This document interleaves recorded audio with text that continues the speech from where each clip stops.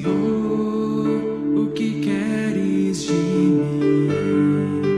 Nossos planos são tantos, mas maiores são os teus.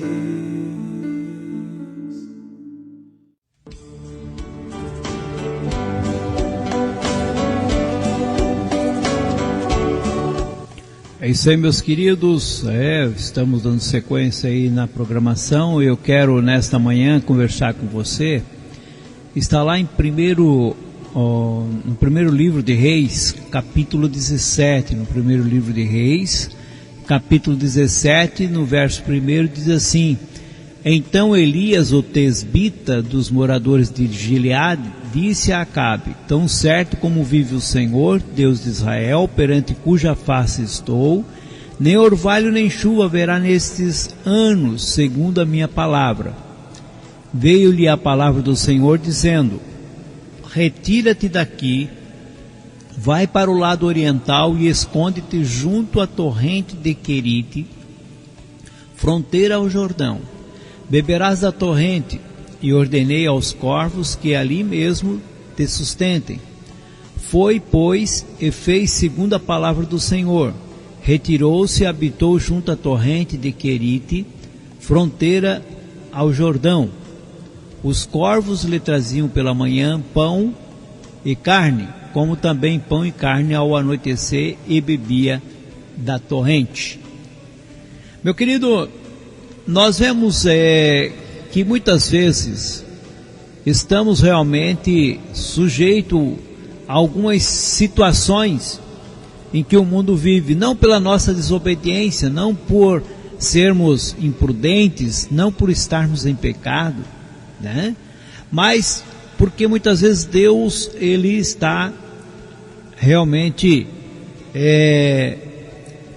permitindo que males advenham sobre a humanidade. Nesse caso aqui havia um problema sério de pecado, desobediência do rei Acabe, da esposa que ele havia pego entre os estranhos ou dentre os povos que Deus havia proibido, que foi Jezabel, e eles haviam corrompido a fé de Israel, introduzindo ali sacerdotes que adoravam a Baal e construíram templos a Baal e sacrificavam a Baal.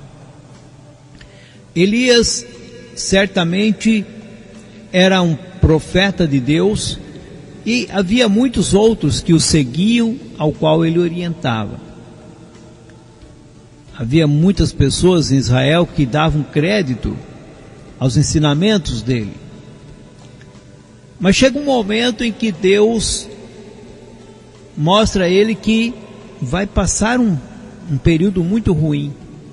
E esse período é um período de seca, um período de falta de água, né?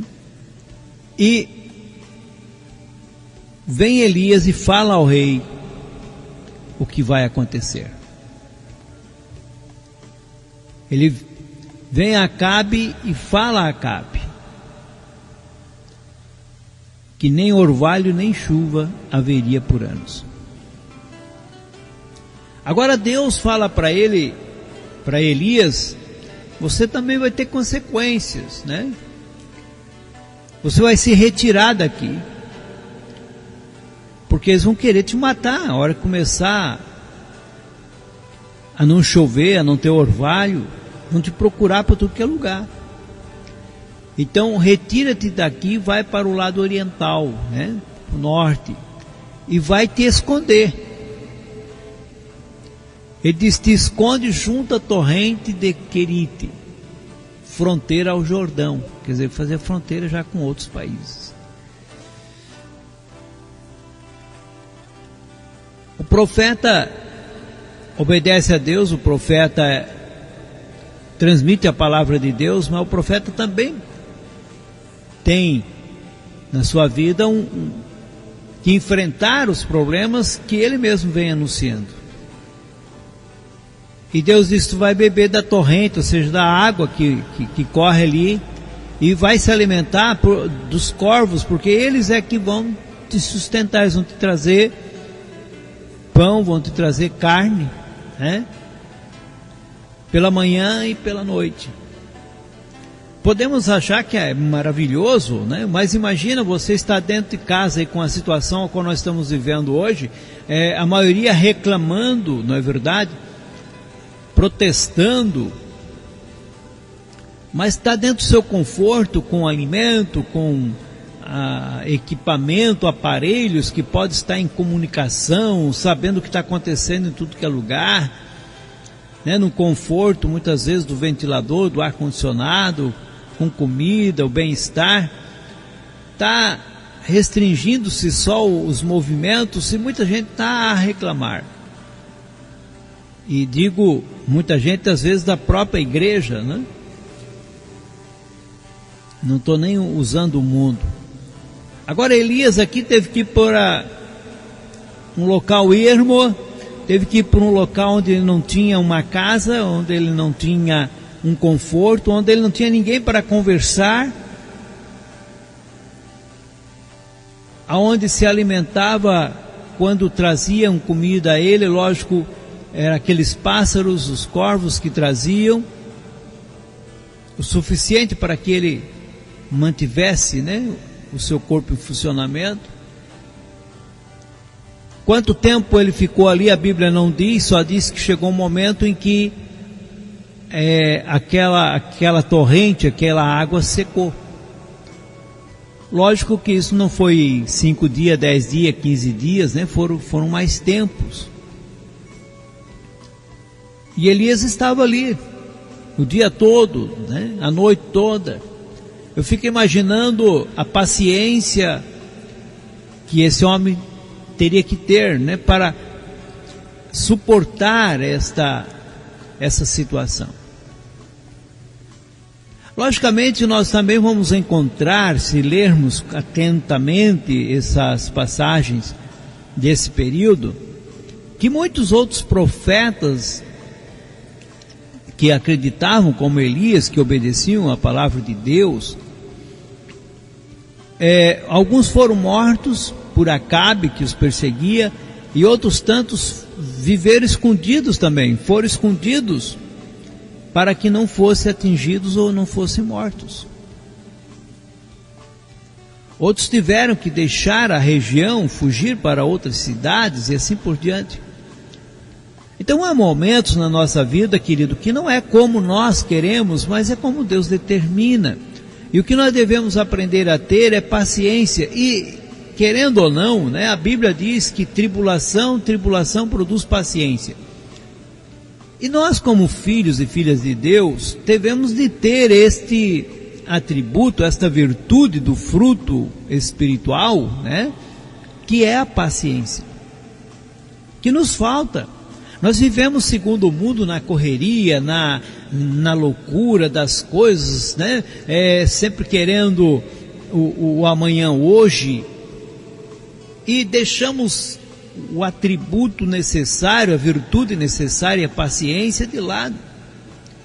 Aí não temos paciência de ouvir, de conversar, né, de prestar atenção, de estudar, de orarmos. Nós não temos paciência porque sempre temos alguma coisa a fazer, sempre estamos na correria do dia a dia. Muitos não têm tempo sequer a ir à igreja, estão cansados, exauridos ou cheios de compromissos. E muitas vezes Deus nos permite certas coisas para que nós nos despertamos e venhamos a adquirir esta qualidade, esta virtude, que está lá descrita também em Gálatas 5, que faz parte do fruto espiritual, a paciência. A paciência de saber esperar, de saber dominar a nossa vida, aquilo que temos que fazer e quando fazer, tirar aquela ansiedade que corrói, que destrói a vida do ser humano. Então muitas dessas situações, circunstâncias, nos leva a desenvolver uma qualidade essencial que precisamos.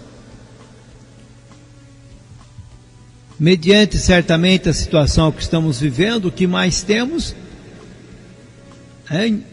é tempo.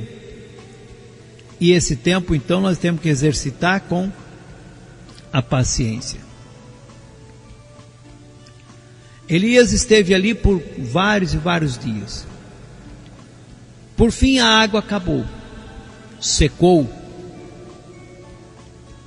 Aí Deus mais uma vez fala com ele e diz: agora você vai a outro local, vai a uma localidade chamada Serepta, ou Sarepta, que não pertence a Israel, pertence a Sidom, e você vai demorar-se também ali, quer dizer, vai passar muito tempo ali. E disse Deus a ele: porque ordenei uma mulher viúva que te dê comida. Agora Deus provém meios, né? E é importante, é quando você aprende a confiar em Deus. Deus falou para Elias: Elias, vai para um ribeirão, fica lá, eu vou mandar comida por corvos. Elias era um homem obediente, paciente. Ele foi, ficou dias e dias ali naquela situação desconfortável, sem cama, sem casa,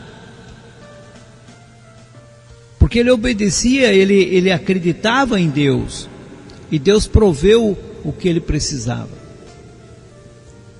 Agora Deus disse para ele: eu provi uma mulher viúva, ela vai te dar comida, ela vai te sustentar por muito tempo. E ela não é de Israel, não é israelita não, ela é de Sidom, ela é da localidade de Serepta. Então diz que Elias se levantou e foi a Sarepta, e chegou à porta da cidade, estava ali uma mulher viúva apanhando lenha. E ele a chamou e lhe disse: traze-me, peço-te uma vasilha de água para eu beber. Aí diz o texto: indo ela a buscá-la, ele a chamou e lhe disse: traz-me também um bocado de pão na tua mão. Ela respondeu: tão certo como vive o Senhor teu Deus, nada tenho cozido, há somente um punhado de farinha numa panela e um pouco de azeite numa botija. E vês aqui, apanhei 2 cavacos e vou preparar esse resto de comida para mim e para o meu filho, comê-lo, emos e morreremos. Olha a situação a quem Deus manda Elias ir. Manda ir a uma casa de uma viúva que não tinha mais nada a oferecer, que já estava a comer a última refeição e esperar a morte. Eu fico pensando, se fosse um de nós, não? Deus está me mandando agora para um local, para a casa de um irmão, acredito que chegar lá vai ser uma mansão, vai ter de tudo sobrando, né? Deus agora olhou por mim. Mas de repente você chega lá, é uma casinha simples, onde a pessoa não tem nem para ela mais, e agora? Oh meu Deus, lá no deserto estava ruim, lá no riacho estava ruim, mas aqui ainda está pior. Paciência. Deus, ele provê as coisas da maneira diferente do que o homem imagina. É por isso que Jesus ensinou na oração, a orarmos, pedirmos o pão de cada dia. Ele não ensinou nós pedir pão por mês, por ano. É a paciência, é quando Deus entra com a providência no momento certo, na hora certa, da forma certa. Então nós vemos que Elias toma a palavra com aquela mulher e diz: não temas, vai e faz o que dissesse, mas primeiro faz dele para mim um bolo pequeno e traz-mo aqui agora, depois farás para ti mesmo e para teu filho. Ele diz: vai lá, pega, você ia fazer 2 bolinhos, faz 3, divide, faz 3, traz um para mim e um para ti, um para o teu filho. Aquela mulher, ela acreditou na palavra daquele homem, ou teve misericórdia, disse: vamos morremos tudo junto, Mas Elias falou para ela: porque assim diz o Senhor Deus de Israel, a farinha da tua panela não se acabará, e o azeite da tua botija não faltará, até o dia em que o Senhor fizer chover sobre a terra. Aquele pessoal também estava pagando um preço pela secura da terra, por esse tempo que não chovia, que não produzia, que não tinha trigo, que não tinha comida, que faltava água. Mas agora Elias diz: vai, faz, porque o Senhor diz que não vai faltar farinha na tua panela. Não vai encher a panela, mas não vai acabar a farinha que tem dentro.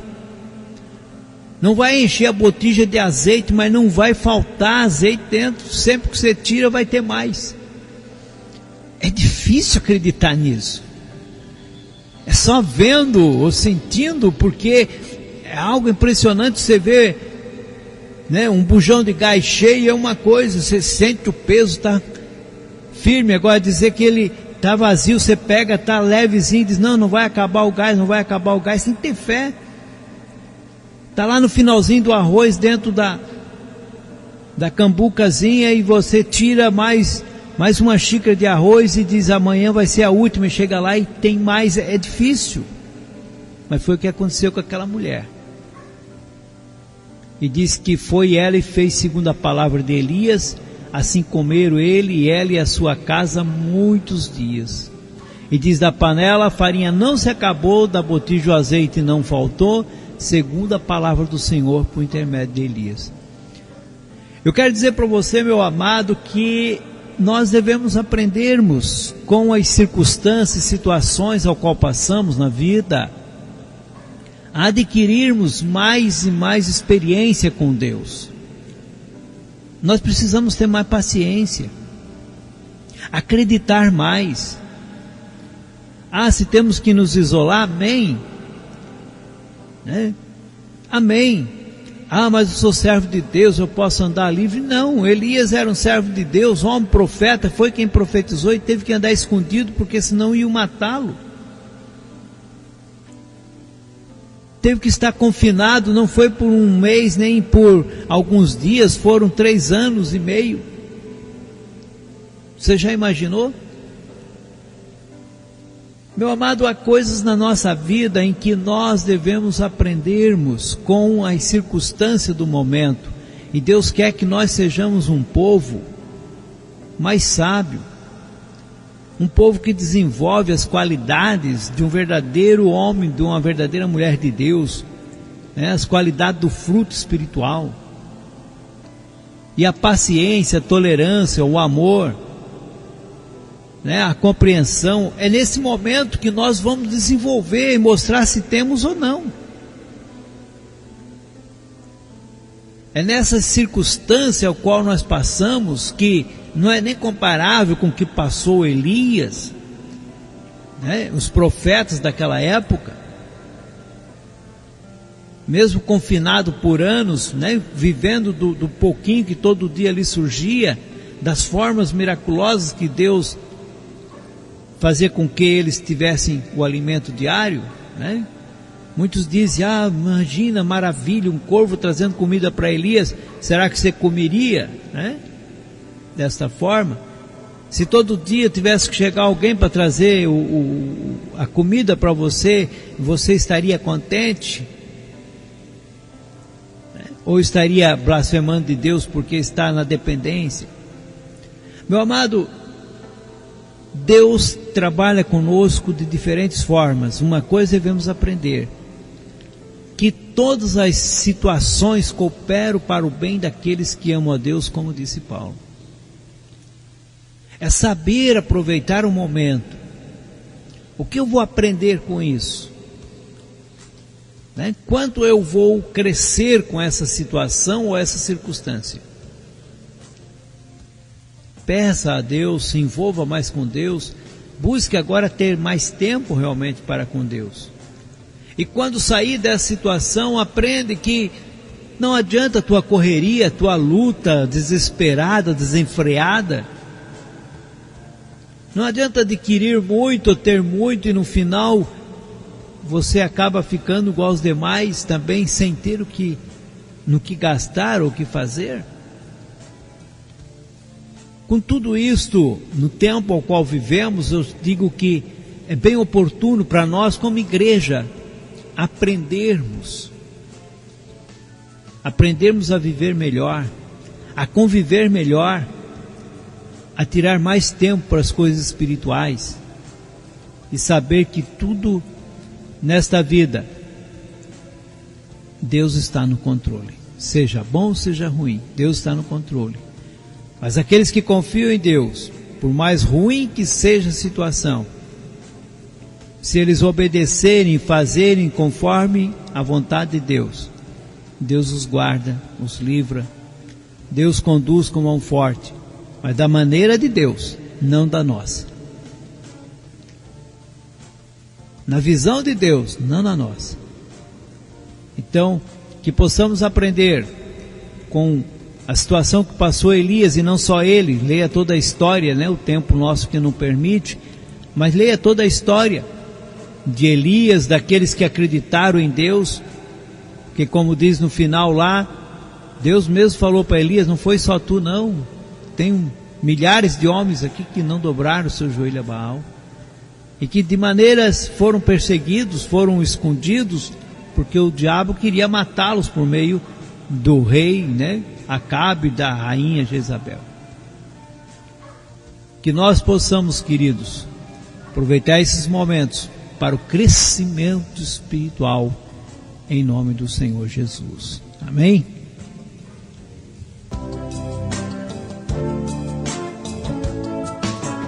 Maravilhoso Pai, em nome do Teu Filho Jesus, nesta manhã, nós temos avaliado a história do profeta Elias.